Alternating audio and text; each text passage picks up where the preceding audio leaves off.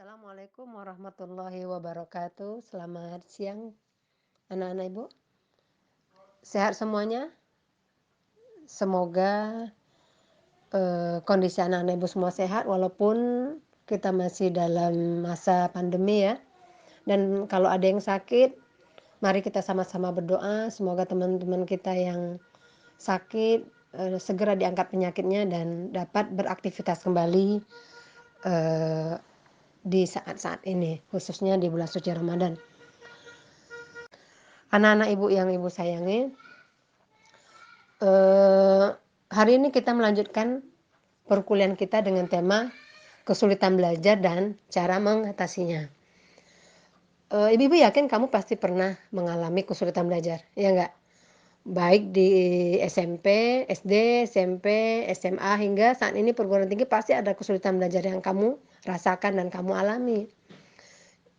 Kita beri contoh misalnya ketika kamu SD, badan kamu kecil, tapi kenapa ya dapat tempat duduknya di belakang. Akhirnya kamu susah untuk melihat bu guru, mengikuti pelajaran. Kenapa? Karena posisinya di belakang, badannya tidak sesuai dengan tempat duduk. Tapi ada juga yang kesulitan belajar untuk melihat, karena matanya mungkin ada gangguan sehingga akhirnya pandangannya tidak terlalu jelas tapi ditempatkan di belakang. Atau kebalikannya, anak yang badannya besar, kamu yang tinggi nih, yang badannya gede tapi didudukkan di depan, ada rasa ketidakpercayaan ya. Karena maunya di belakang. Nah, itu adalah semua kesulitan belajar. Begitu juga hingga saat ini selama kuliah kamu kok kalau ada dosen yang mengajar kok susah untuk mengikuti pelajarannya atau mudah ngantuk. Tidak bisa merespon apa yang diberikan, materi-materi yang disampaikan oleh dosen tidak terespon dengan baik. Apa masalahnya? Nah, sebagai mahasiswa yang belajar psikologi pendidikan dan calon guru, ya enggak? Kamu kan akan menjadi guru insya Allah.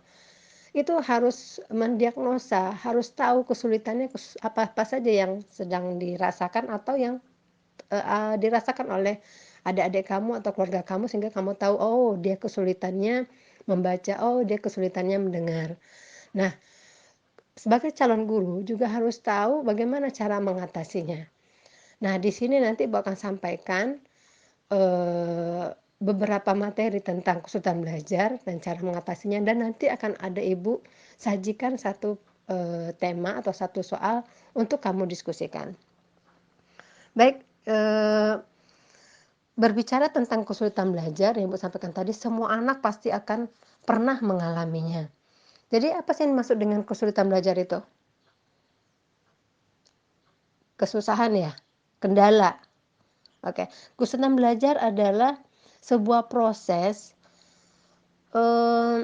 psikologis yang mengganggu kondisi seseorang siswa dalam proses belajar mengajar.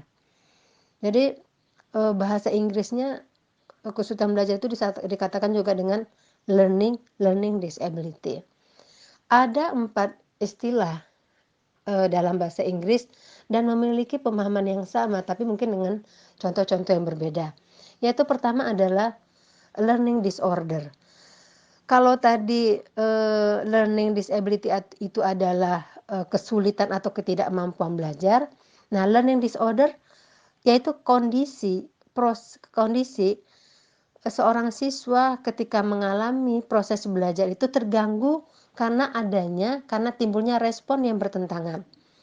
Jadi learning disorder itu adalah keadaan seseorang di mana proses belajarnya terganggu karena timbulnya respon yang bertentangan. Paham nggak? Jadi respon bertentangan begini.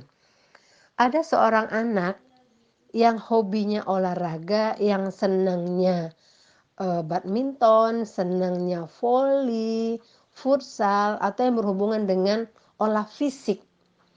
Nah, tetapi ketika dia di kelas, dia harus belajar menggambar, merangkai bunga, mewarnai, aktivitas yang lembut.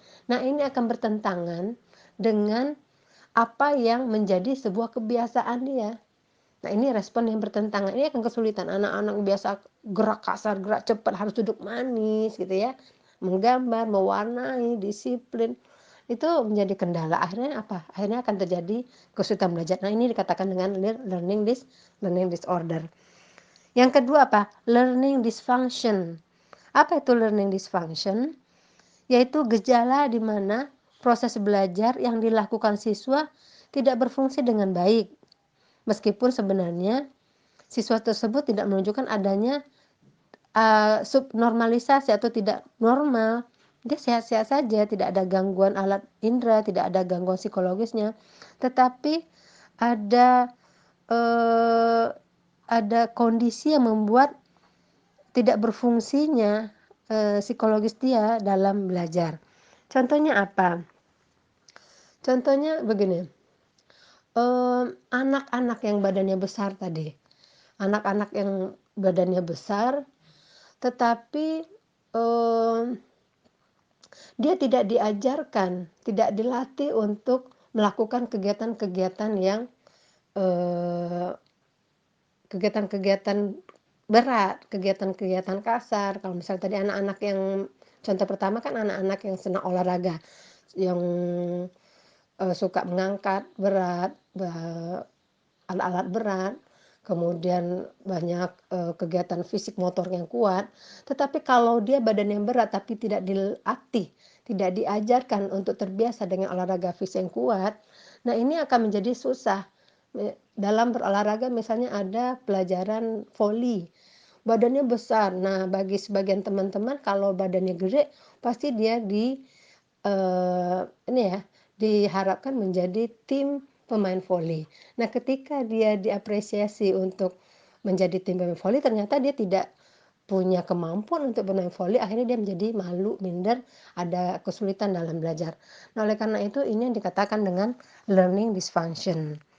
Yang ketiga adalah underachiever. Underachiever itu siswa yang sebenarnya dia memiliki tingkat kemampuan potensi intelektual yang tergolong di atas normal, tapi ternyata prestasi belajarnya rendah. Nah, kamu seperti itu enggak ya? Jadi misalnya gini, ketika kamu tes IQ, ternyata IQ kamu di atas 135. Tapi kalau belajar, kemudian ujian, hasilnya rendah. Pernah merasakan nggak tuh? Nah, orang-orang seperti ini, siswa-siswa seperti ini dikatakan adalah tipe yang underachiever. Kesulitan belajar juga, ada apa ini? Nah, ini yang dikatakan dengan kesulitan belajar. Yang keempat adalah slow learner. Nah, slow learner ini apa nih? Pembelajar yang slow, santai, lambat. Teman-teman sudah bab 2, kamu masih bab 1, malah mungkin masih pembukaan. Ibu menyampaikan materi udah kemana-mana, teman-temannya paham, kamu masih juga lelet ya gitu ya bahasanya ya, slow. Jadi slow learner. Nah, kesulitan belajar ada apa? Nah, ini adalah istilah-istilah yang memiliki pemahaman yang sama dengan learning disorder, learning disability tadi. Jadi artinya apa? Jadi kesulitan belajar adalah terganggunya kemampuan seseorang anak untuk belajar dengan baik. Baik, wabillahi taufik wal hidayah. Assalamualaikum warahmatullahi wabarakatuh.